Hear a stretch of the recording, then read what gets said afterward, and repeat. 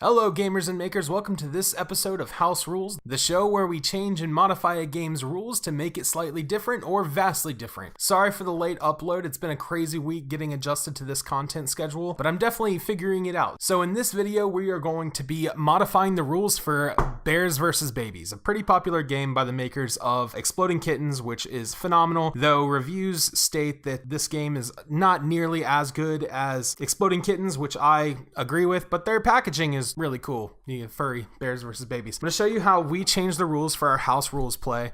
It comes with obviously your booklets here and their custom mat, which is pretty cool. Nice cloth mat. You've got your deck of Bears versus Baby cards, in which you generally start the game by passing out a bear card to all of your players. So let's go find a bear, and for this we'll take the polar bear card. We're gonna set that right here, and that's generally supposed to be the first monster you start to build in your game of Bears versus Babies. Everybody gets one. And this, we're gonna treat it a little bit differently. So we're gonna shuffle the cards here. All right, so we'll go ahead and split these up. You split up your deck in 3 piles. Everybody gets 5 cards, and then depending on the number of players you have, you can take a different number of actions, or you can provoke an army of babies, or you can dumpster dive for a specific card. What a lot of people don't like about this game is that you go through and you build crazy fun monsters, which is the point of it, and then as soon as a baby army is provoked that is relevant to your monster fights, and then it's gone. Whether you win or lose, it's gone. So what we've done for House Rules is we've created the Bear General rule.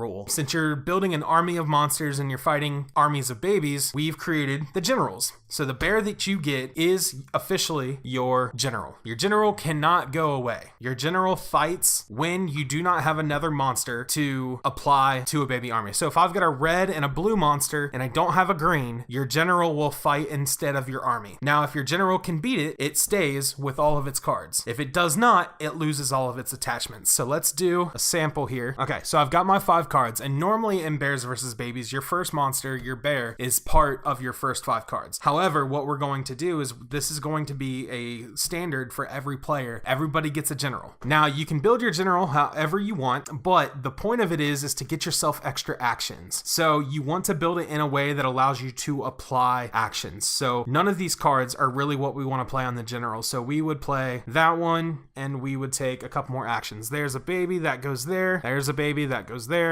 And we'll just, there's a wild provoke. Like right now, we would provoke that one, and I don't have a blue monster, so my general fights. My general wins, but my general stays there. All right, and so that would be a sample of a turn in a 2-player game. But what you're really going for is, so you want to get 2 tools. 2 tools is kind of where you want to be. So we would put that there, give it some power, and we want to, give it the ability to fight and fight well.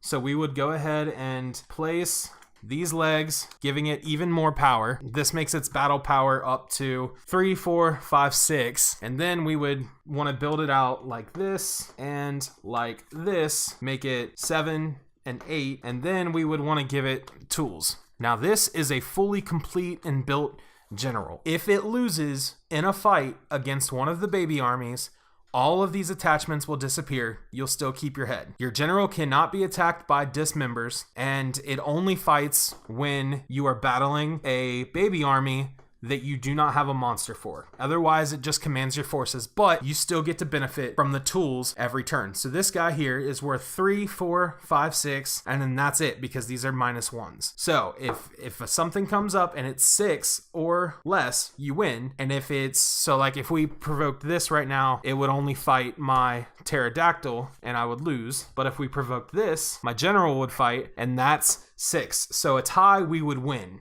and we would get those points. If you lose, all of these get discarded, and you keep your general head, and you can go back to rebuilding it. Since there are a limited number of tool cards that give you extra actions, then those go to the discard pile, and anybody will be able to dumpster dive for those to build up their general. What makes this work is that you get to customize a creature that inherently gets to stay on the table. It doesn't guarantee that it gets to stay on the table, given that if you do lose, when you have to fight with it, you might lose everything that you've built. But the nice thing is it makes sure that it gives everybody a chance to get the extra actions, and it makes the game move a lot smoother. So next time you play Bears vs. Babies, give the general rule a try, where you have a commander leading your forces and allowing you to have a more compelling chance to fight against your babies, and also move play a lot faster by perpetually giving yourself extra actions without feeding the discard pile and without working so hard to build an awesome creature that ultimately goes away. Thanks so much for watching this video. Now check out our featured Kickstarter of the week.